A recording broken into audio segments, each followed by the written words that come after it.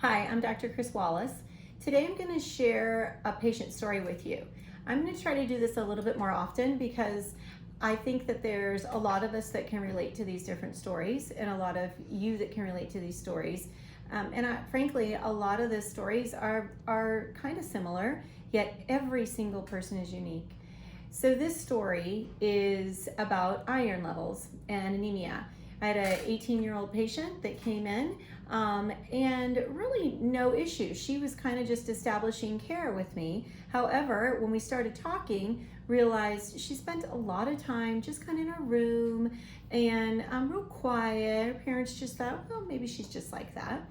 And no real issues with nutrition, but she had very pale skin color, and it seemed to have gotten pale recently. And then the one indicator that it kind of shown to me was that recently she had passed out. So she had experienced passing out, thinking, oh, she was wearing a mask, it was outside, or she was busy and she passed out. That might be why. So we ran our blood work. Turns out she was extremely iron deficient.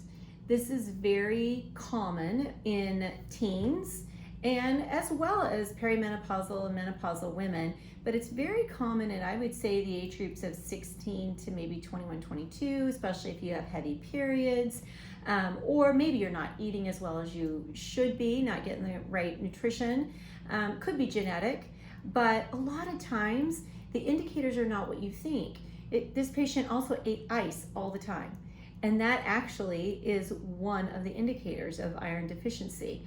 So we see moodiness, headaches, extreme fatigue, not wanting to socialize, maybe some depression, eating ice, pale color. These are a lot of things that happen with iron deficiency, especially in younger people, especially younger women and girls, and you just think, oh, they're just being moody, but there really is a reason behind that.